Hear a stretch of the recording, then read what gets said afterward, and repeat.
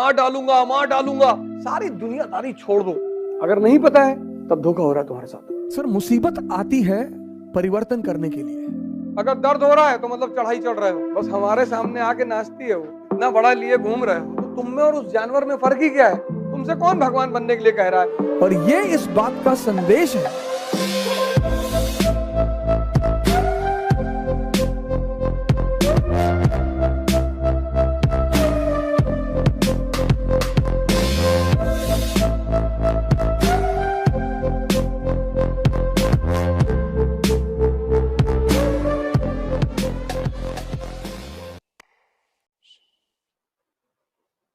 हिंदुस्तान में एक शब्द है तपस्या, बहुत प्यारा शब्द है। अगर तुम ये शब्द समझ गए,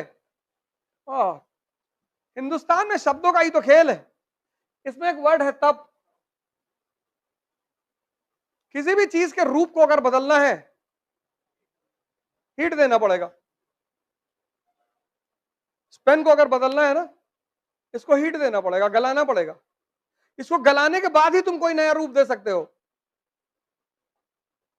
तो जिसे भी अपने आप को बदलना है, वो अपने आप को हीट देना शुरू कर देगा। उसी को तप कहते हैं। तप यानी स्वयं को बदलने का रास्ता। कोई भी चीज तुम्हें अगर पानी है, कोई भी,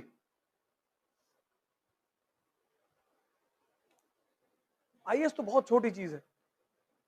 क्योंकि हमारे देश में तपस्या उन लोगों ने की जिनको भगवान पाना था, तो हमें लगता है कि तपस्या मतलब साधु नहीं।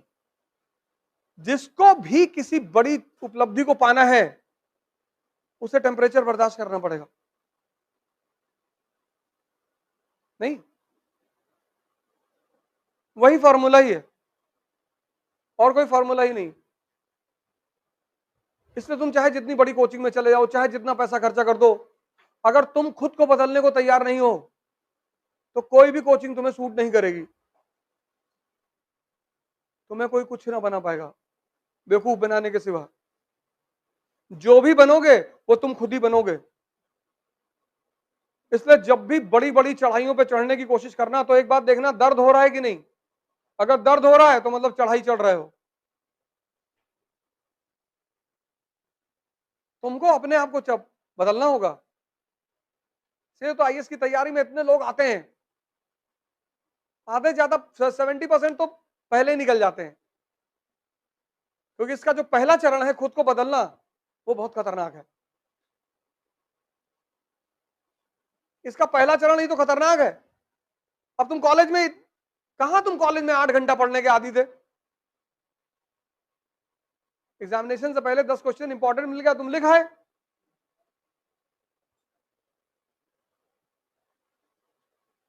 उसके बाद या तो तुम घर की राजनीति कर रहे हो, या मोहल्ले की, और या गांव की, और कोई नहीं मिला तो प्रदेश की। एक फॉर्मूला हमेशा याद रखना है, P = P। Policy depends upon priority. एक साल यार, अगर तुम 14 साल जीवन में आइसोलेट रह लो, तो तुम भगवान बन जाओ। रामचंद्र जी इसी का तो उदाहरण है। तुमसे कौन भगवान बनने के लिए कह रहा है?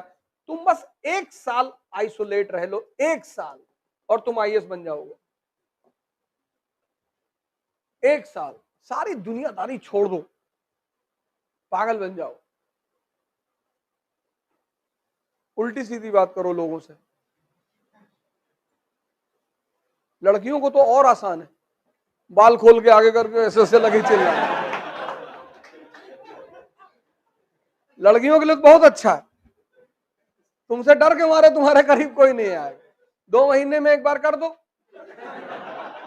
डेली मत करना। पता लगा डॉक्टर के पास ले जा रहे, इलाज करा रहे, झाड़ फूक का। और माँ बाप को कॉन्फिडेंस में लेके, उनको बता के कि हम ऐसा करने जा रहे हैं, और उसी में जिससे तुम सबसे ज्यादा चिढ़ती हो, उसी को उठा के 2-3 जूता मार दो खींच के।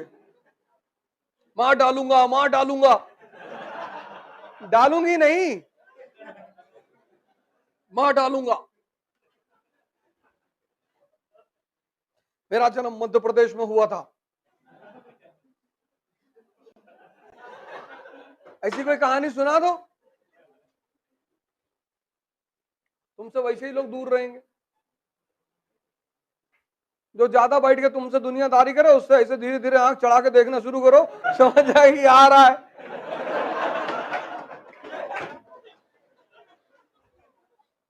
तो समझ जाएंगे आ रहा है। अच्छा दीदी चले, हाँ हाँ जाओ जाओ। और लड़कों के पास सबसे अच्छा हथियार क्या है? पैसा मांग लो। जो तुमसे ज्यादा मिले 10,000 मांग लो कि 10,000 दे दो यार, कोचिंग का फीस जमा करना है, 2 साल बाद दे देंगे। ना मिलने आए फोन करो,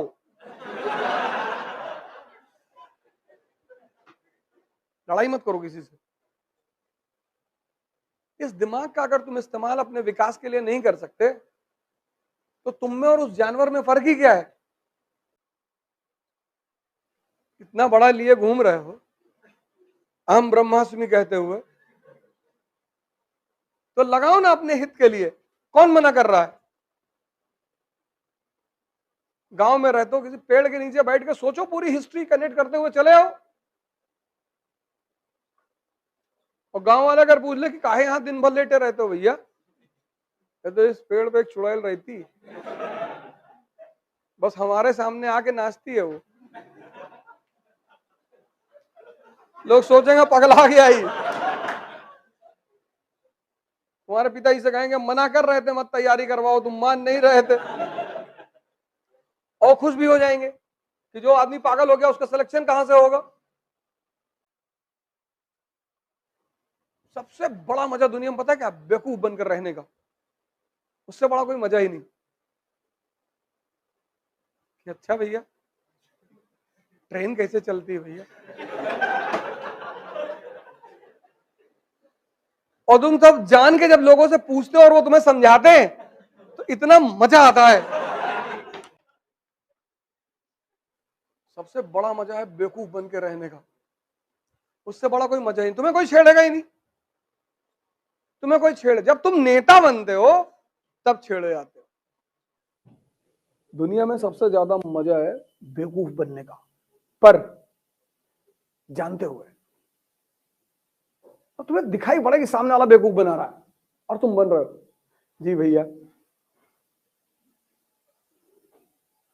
इस दुनिया में कोई बेवकूफ ही नहीं बनना चाहता। हम बेवकूफ हैं, कभी कभी बन जाया करो, छोटी छोटी बातों पे मजा आता है। कुछ चीजों में मजा बहुत है, उसमें से एक चीज है बेवकूफ बनना। बशर्ते पता होना चाहिए, बशर्ते पता होना चाहिए। अगर नहीं पता है तब धोखा हो रहा है तुम्हारे साथ। सर मुसीबत आती है परिवर्तन करने के लिए। यह मुसीबत का बहुत बड़ा पहलू है सर। मुसीबत जब भी आई, ये मेरे पिताजी ने मुझसे कहा, उन्हें गांव से भगा दिया गया तो बेचारे भगोड़े हो गए। वो गांव वालों ने भगा दिया, वो कोई पीछे था नहीं तो गांव वालों ने भगा दिया, तो माँ बाप दोनों बेचारे इधर उधर अपना भटकते रहे। तो एक बार मैंने आपसे उनसे पूछा कि आपको बदला लेने की इच्छा नहीं हुई? बोले पागल, मुसीबत आती है कुछ बड़ा करने के लिए अगर आप जागृत हैं। मैंने कहा कैसे? बोले राम राजा बनने जा रहे थे। मेरी आदत है क्रॉस क्वेश्चन करने की। मैंने कहा कैसे? बोले राम राजा बनने जा रहे थे। मैंने कहा हाँ। बोले मुसीबत आ गई। हाँ मैंने कहा बिल्कुल। बोले 14 साल जंगल में रहे। मैंने कहा हाँ। बोले उसी जंगल में रहकर भगवान बने। पिताजी ने कहा कि देखो मुसीबत आई। मैंने कहा हाँ। बोले वो मुसीबत को मैं उन्होंने मजा लेना शुरू कर दिया। तैयार है। पिता दशरथ कह रहे हैं कि तू मना कर दे, वादा तो मैंने किया था ना, तू मना कर दे कि मैं नहीं जाऊंगा, मैं देख लूंगा। अरे बोले नहीं, जाना तो है ही है। और ये इस बात का संदेश है कि हर व्यक्ति को, वो चाहे भगवान ही क्यों ना हो, कितना बड़ा संदेश है कि हर व्यक्ति को इस जीवन में संघर्ष करना है। जो हंसकर करेगा वो राजा बनेगा,